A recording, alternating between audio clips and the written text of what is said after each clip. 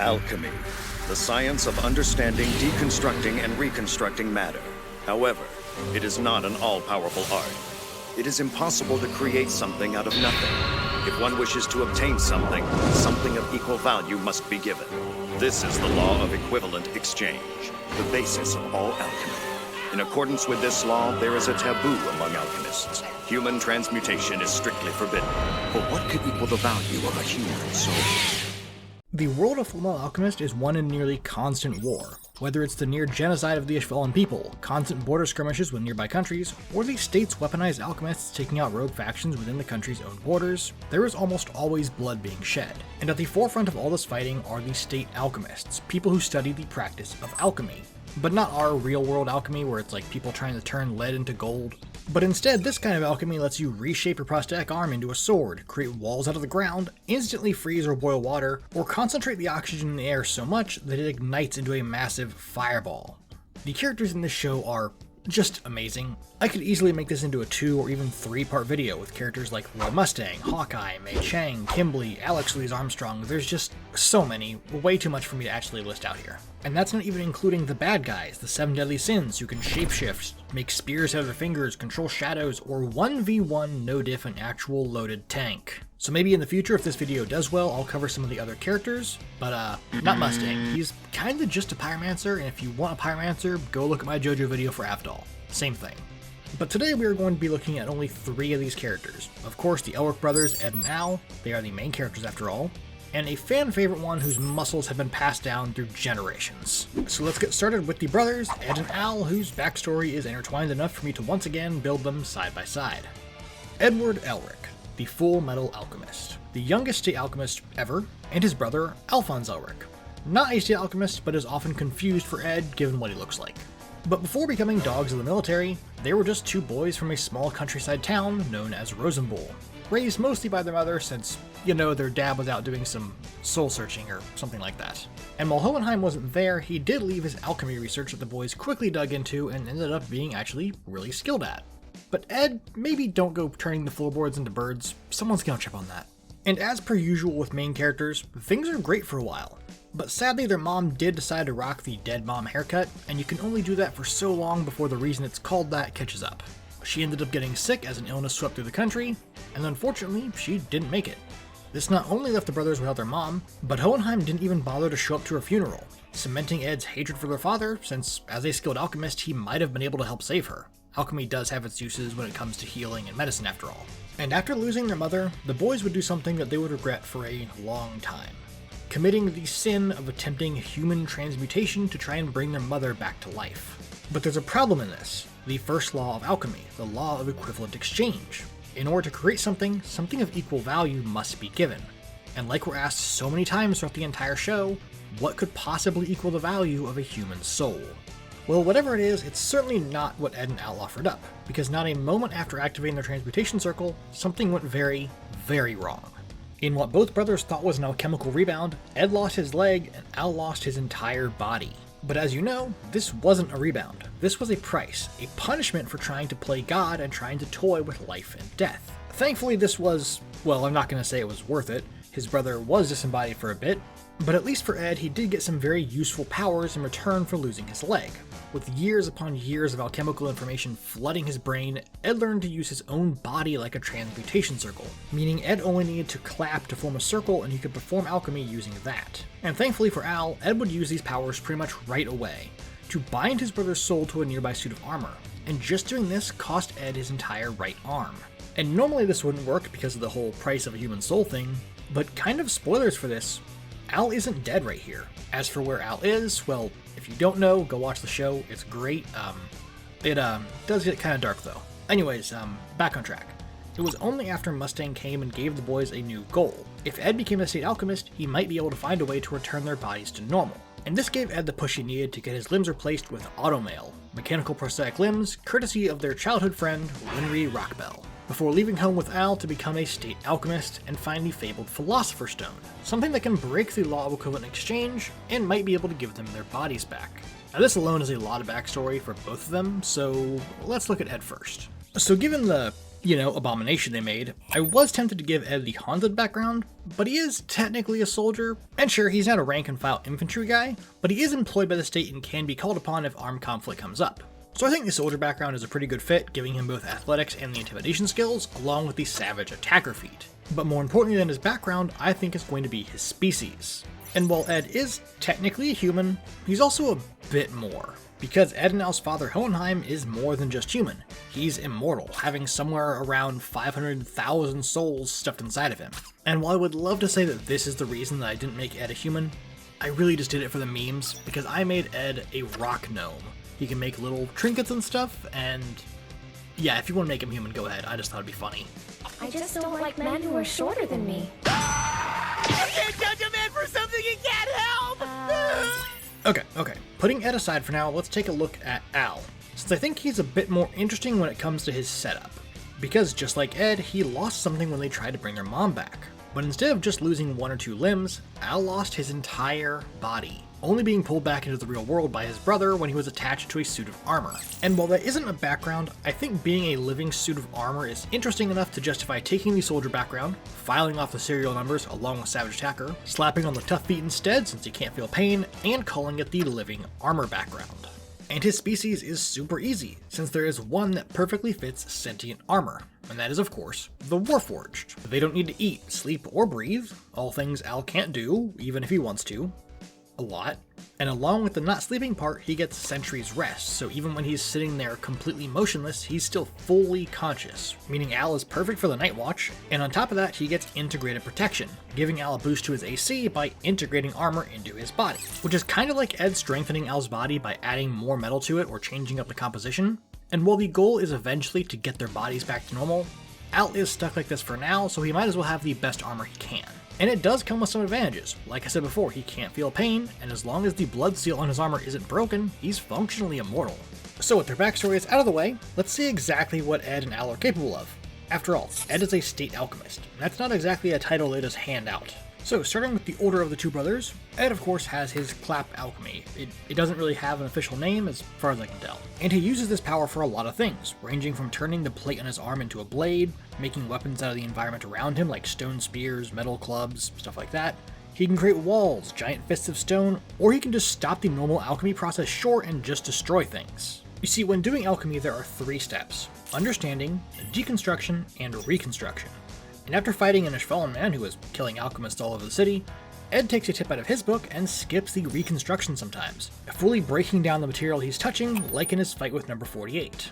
And while Scar uses this to explode people's heads, Ed isn't a killer, so he doesn't do this much, but it's there if he needs it. He also has some knowledge of medical alchemy, healing this giant hole in his stomach by using the power of his own soul like a mini Philosopher's Stone, so who's to say he can't do this to other people if he needed to? And that's just his alchemy. Ed is really skilled at hand-to-hand combat and knows how to use a variety of weapons, ranging from swords to spears, clubs, and of course his arm blade thing. And despite his size, Ed is actually pretty strong. And while the show is a bit more realistic when it comes to injuries, showing agile recovery time, he can still take a good beating before going down. So I think a stat spread like this is the best I can do. Good strength and int, he did pick up on alchemy when he was like 5 years old. His dex isn't great despite him being really nimble in the show, he just needs other stuff more. And he's dumping his charisma. Ed is really abrasive and has a super short fuse. Moving on from his stats though, I think when it comes to Ed's class, we're going to need to go with something that can mix martial fighting and spellcasting. Again, he is great at hand-to-hand combat and uses his alchemy to manipulate the battlefield, usually making big spikes or walls out of rock. And I think for Ed's first class, he's going to start off with the Eldritch Knight, obviously letting him use a bunch of weapons, because he's a fighter, but also giving him some of the lower level alchemy, like Shocking Grasp for his smallest version of Destruction Alchemy. And the Warbond feature is a great way to flavor his arm blade, since the only time he's without it is when his arm is actually broken. But the main thing I really want is for Ed to be able to mix his alchemy and fighting really easily. So that means he's going to go a total of 7 levels into Fighter so he can grab War Magic, replacing one of his attacks with a cantrip like Shocking Grasp, Booming Blade, or I guess Mending if he wants to patch Al up mid-fight. And because 7 levels gets him 2nd level spells with Eldritch Knight, I think a few good picks would be spells like Earthbind, using big pillars of stone to hold stuff to the ground, and a really big one for Ed is going to be Earthen Grasp, forming a fist out of stone that grabs and crushes stuff. but this one isn't quite perfect for what he does, so we'll be upgrading this one in a little bit. Now while Ed is good at fighting, I think his talents lie a bit more in alchemy than hand-to-hand. So his journey as a fighter does end at level 7, but he still gets Action Surge and some other important abilities for being actually good in melee. But on his way out, he does grab a +2 bump to his constitution and to his intelligence. After all, Ed is a smart boy.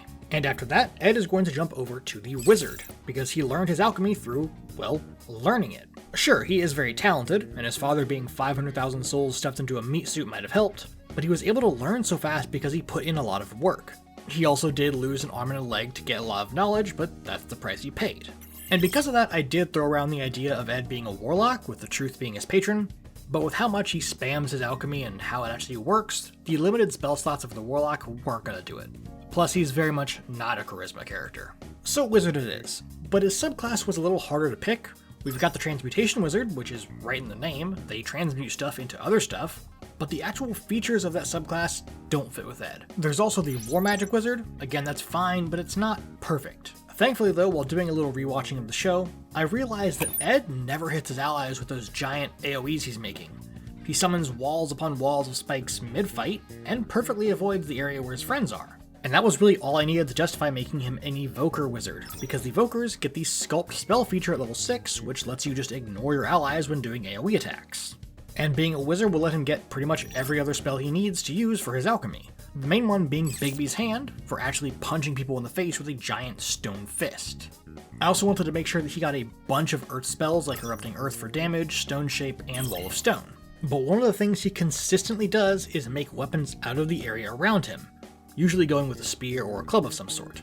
And while technically this spell can't be used during combat because it has a casting time of 10 minutes, the 4th level spell Fabricate is literally exactly what he's doing, turning raw material into other things. So he could turn a stone wall into a stone door, make bridges out of nearby trees, and so on. It's not perfect, but that's just not really a situation you find yourself in during the middle of combat in 5e. I also went ahead and gave him Resilient Sphere just for making balls of stone. It's definitely a bit stronger than rock, but that's fine. Now Ed is still mostly a squishy wizard in melee combat at this point, being 7 levels of fighter and 9 levels of wizard. But that also means he gets to grab 2 feats to help out his build. So at level 4, he is going to grab the Metamagic Adept feat, giving him 1 sorcery point and 2 metamagic options. I went ahead with Quicken Spell since he does his alchemy really fast. He's also going to take Subtle Spell. Sure, he does need to clap to do his alchemy, but he can still be really sneaky with it. And both this feat, along with the War Magic feat he's going to grab at level 8, give him a +1 to intelligence each. And with everything else, that maxes his intelligence to 20. But there is one more feature I think we might as well grab for Ed, given how good at alchemy he is. The level 10 feature for the Evoker Wizard, Empowered Spell, which just adds his intelligence modifier to the damage of any evocation spells he casts. So Pulse Wave, again for Destruction Alchemy, Erupting Earth, Shatter, Bigby's Hand, Destructive Wave, all of these spells are now going to hit a little bit harder. And you know what, while we're here, let's go ahead and give him 1 more level, putting Ed at level 11 for Wizard, so he can get 2 more spells.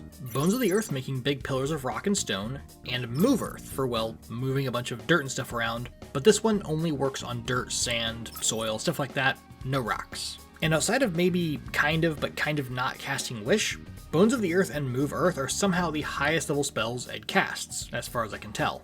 I might have missed one here or there, but either way, this build is pretty solid. Ed can attack twice with Extra Attack, replace one of those attacks with Shocking Grasp, Action Surge to do it again, or cast something big like Destructive Wave, then Action Surge to punch them. So yeah, I think that does it for Ed. Yeah, sorry, it's a little smashed up. A little smashed up, a little? Ed, do you see what you've done to my beautiful creation? I slaved over this! It's basically the same, it's just in smaller pieces. Okay, before I get to Alphonse, I have a little bit of news for you guys. As you know, we are partnered with Homie and the Dude. We have a coupon code for them that gives you a 10% discount. Well, given some recent stuff that's been happening with D&D YouTubers leaving the space or just changing to other content, Homie and the Dude have doubled down and let us change the original 10%. So if you guys want to purchase the Wandering Tavern or anything else they make here in the near future, you can use our code, GMG, for 35% off your order, almost 4 times the original discount. So go show them some love, they're doing amazing stuff. Oh yeah, and subscribe if you want to see more builds. Okay, now back to Al. So while Ed has more experience with alchemy than Al is, he does have something over his older brother. Al is much better at fighting. Apparently Ed has never beaten Al in a real fight, aside from this ambush when Al was fully unprepared and really didn't want to fight. And his new body is really suited for this. He doesn't feel pain, can't get tired, and as long as his armor isn't broken, he can keep fighting for hours or possibly even days if he needed to. And he is still a skilled alchemist, even if he's not quite as good as Ed. And because of this, their stats aren't too dissimilar. He has high strength and con, good intelligence, and while not amazing, Al is a lot easier to get along with than his brother.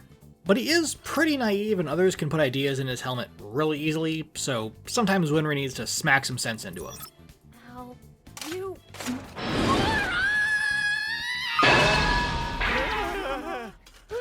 Where did that come from? Now Al's baseline feats are a little harder to get down since his fights are a lot more hand-to-hand and generally more realistic.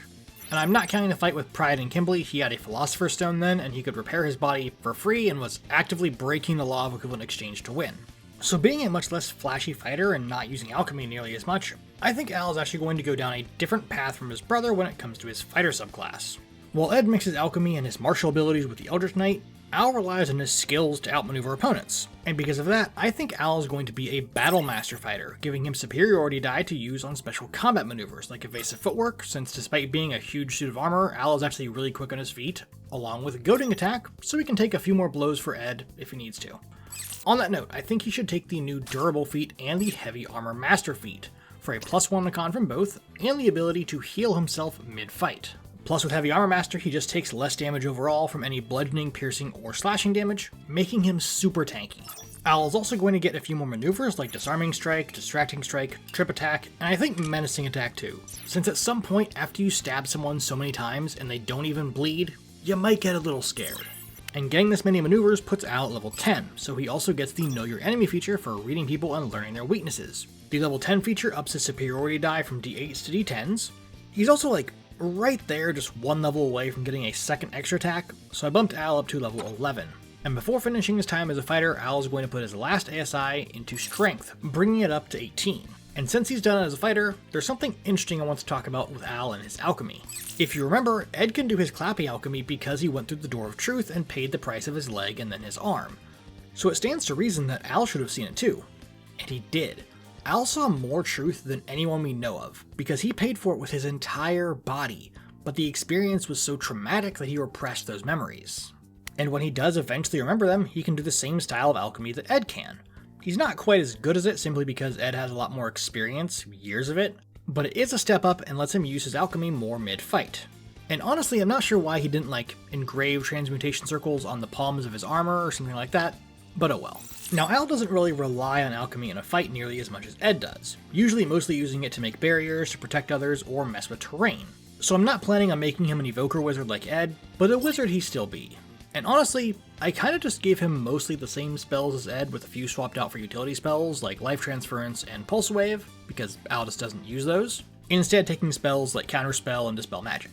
Again, he focuses more on just making walls of rock and blocking attacks, aside from when he had the stone, but even then he was mostly just making walls and deploying an entire platoon's worth of flashbangs. So to best fit how he uses his alchemy in a fight, I think the War Magic Wizard is a great fit, letting him up his AC even higher with Arcane Deflection, and he hardly even cares about the drawback of not being able to cast spells until the end of his next turn, because he doesn't rely on alchemy in a fight, choosing to instead punch everything in the face. And in line with Al being really quick, one of the features, Tactical Mind, lets him add his Intelligence modifier to his initiative rolls.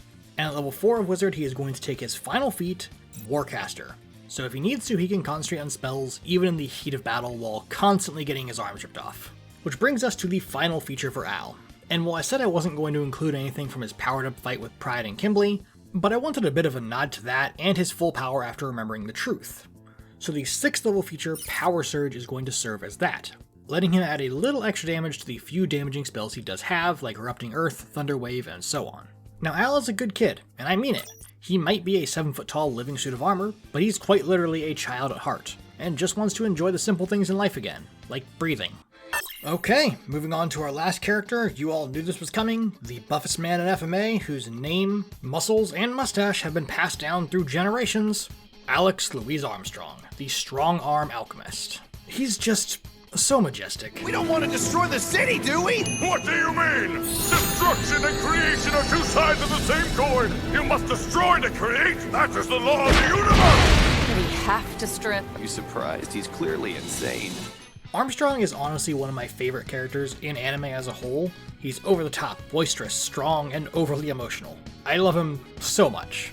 But he wasn't always like this. Alex was a soldier during the Ishvalan War, and what he saw there traumatized him.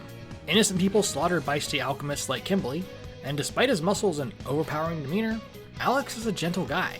And what he was forced to do in that war broke him, causing him to disobey orders and let 2 Ishvalans go, only for Kimberly to kill them right in front of him. So yeah, Alex is going to be a soldier, no surprise there, he is actively serving in the military, but I am swapping his feet out for tough. But with his background settled, I think his species is going to be more fun, since I could just say he's a human and call it a day, but come on, a giant guy like this that mostly fights by punching rocks at people? I've got to make him a Goliath. It just all fits so well. Alex is huge, so large form and powerful build both fit. And given that Alex can tank multiple hits from Sloth, the physically strongest homunculus that can tunnel through stone with his bare hands, I'm going to give him Stone's Endurance, letting him tank extra damage a few times per day. He's also very skilled at hand-to-hand combat, with his main form of attack being punching rocks at people. So we'll need to cover that somehow, but first, a quick look at his stats. Obviously, with muscles like this, Alex is going to have a good strength and con. I mean, really, he took a punch from Sloth on purpose just to pop his shoulder back into place. He's also oddly skilled at drawing portraits. Excuse me, but do you know who this person is by any chance? Oh, Major, you can really draw. The art of portraiture has been passed down through the Armstrong family for generations.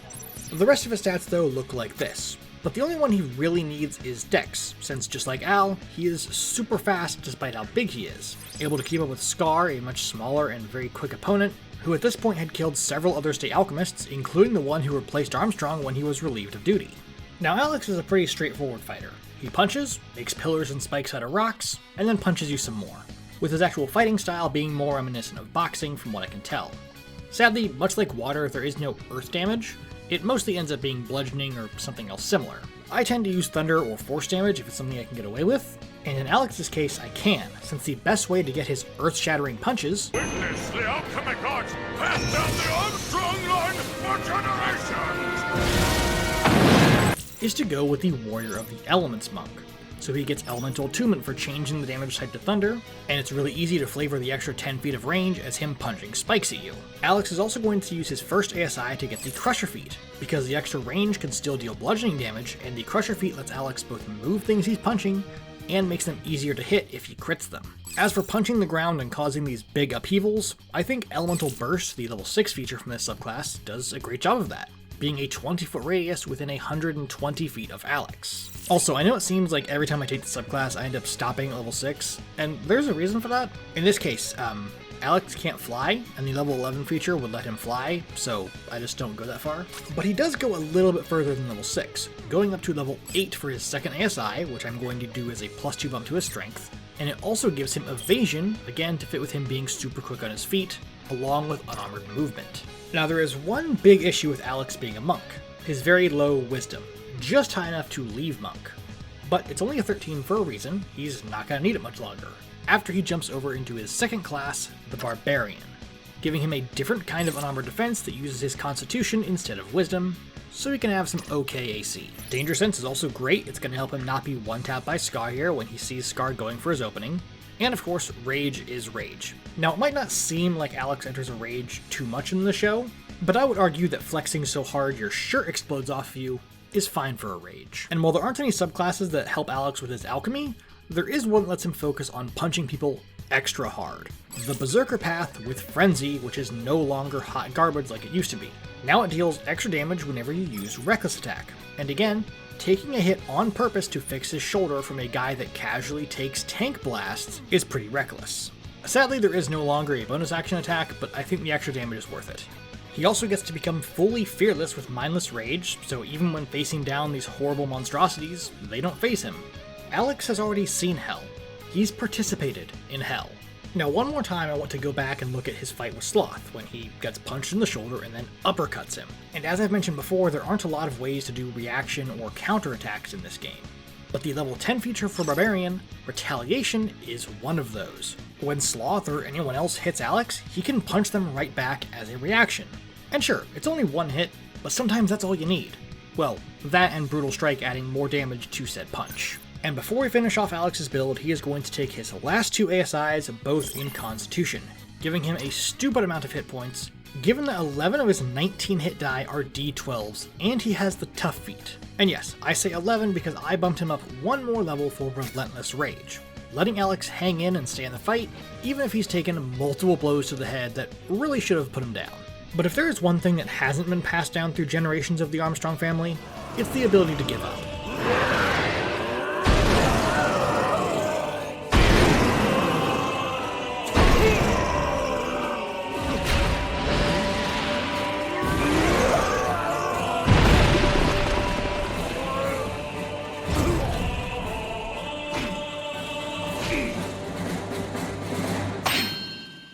Whew, okay, so I actually planned at first to make this a normal 4-man team, but without adding Mustang or maybe Winry, it just felt kind of weird adding anybody else in. So maybe if this does well, I'll do what I said at the start and make it 2-part or even 3-part, covering the 7 deadly sins, or who knows. As per usual, I want to thank my patrons. I've been throwing a lot of polls at you guys. I'm trying to get a little bit ahead of the curve since I'm going to be pretty busy in March, so expect a few more of those probably before this video even comes out. But that's going to do it for today. I will see you all next week, and as always, have a wonderful day.